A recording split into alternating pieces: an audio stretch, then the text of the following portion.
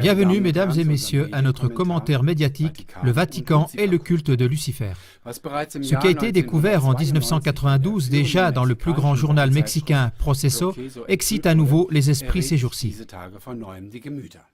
Par la bouche du grand commandeur du Conseil supérieur des francs-maçons du Mexique, Carlos Vázquez Rangel, on a entendu la chose suivante, je cite littéralement: « Dans l'espace des 8 bâtiments dont se compose le Vatican, il n'y a pas moins de 4 loges de la franc-maçonnerie écossaise. » Dans ce contexte, un père a dit que dans certains pays où l'Église ne peut pas agir, ce sont justement ces loges maçonniques qui gèrent là-bas en secret les affaires du Vatican. Dans le cadre des recherches et d'un travail d'information à grande échelle, ces jours-ci, de par le monde sont rassemblées des preuves lourdes qui apportent des révélations stupéfiantes sur cette relation étroite du Vatican avec la franc-maçonnerie écossaise.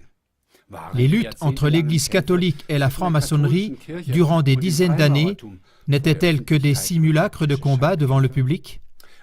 De même, on a caché au public qui a été le créateur de la forme actuelle du plus grand rite maçonnique, celui qu'on appelle le rite écossais. Ce n'était personne d'autre qu'Albert Pike. Albert Pike, sataniste pratiquant, était aussi connu comme cofondateur de l'Église satanique. Entre 1859 et 1891, Albert Pike était le grand commandeur de la franc-maçonnerie écossaise. C'est justement cette relation non négligeable qui émeut les esprits tout autour du globe ces jours-ci. À savoir qu'Albert Pike écrit dans son ouvrage « Morals and Dogma ». Yes, Lucifer is God. Lucifer, God of light and God of good, is struggling for humanity against Adonai, the God of darkness and evil. Oui, Lucifer est Dieu. Lucifer, Dieu de la lumière et du bien, lutte pour l'humanité contre Adonai, le Dieu de l'obscurité et du mal. En d'autres termes et sans équivoque, Albert Pike associe le bien à Satan, c'est-à-dire au diable, et le mal au Dieu créateur. Cependant, ceci est très préoccupant pour beaucoup de personnes.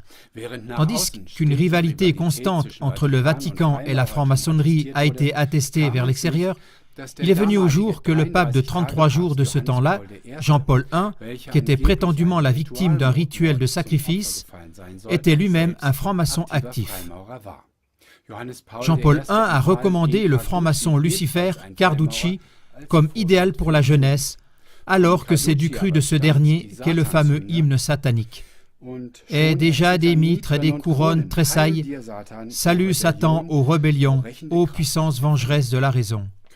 Carducci était le fondateur de la propagande franc-maçonnique en Italie et il a constitué la Propaganda Due, la loge P2 à Rome, dont le cardinal Marzinus, un Voicilla Intimus, a aussi fait partie plus tard.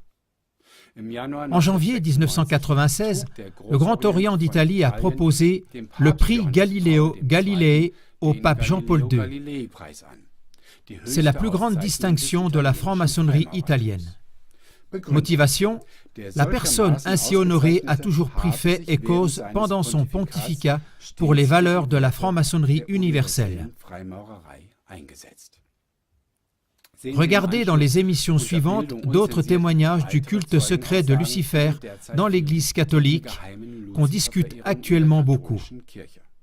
Pour mieux comprendre, nous comparons d'abord l'énoncé exact du lexique au mot Lucifer. Car jusqu'à présent, on ne connaît le nom Lucifer que par le latin d'Église. Depuis toujours, ce nom avait la réputation d'être le nom propre de Satan, à savoir du diable.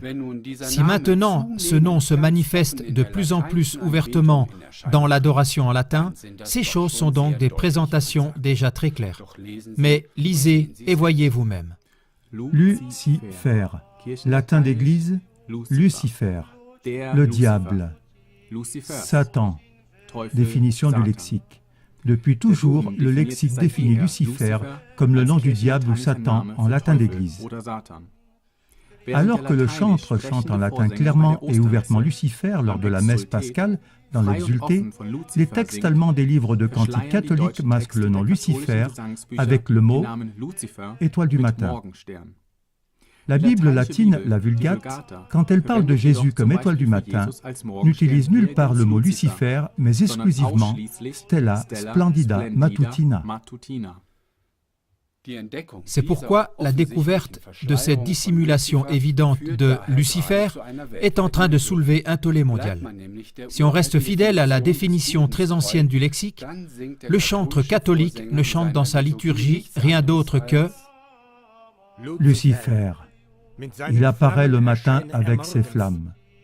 Ce Lucifer, je souligne, celui qui ne connaît pas de défaite. Christ, ton Fils, celui qui est revenu d'en bas.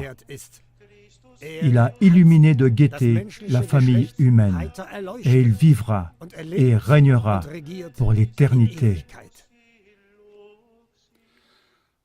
Il y a toujours plus de preuves que la tête de l'Église catholique considère et vénère secrètement Lucifer comme le vrai Fils de Dieu. Et puis, le plus grand télescope spatial nommé Lucifer a aussi fait grande sensation. À qui appartient-il? Au Vatican. Mais regardez vous-même l'émission qui suit. Doch sehen Sie gleich selbst.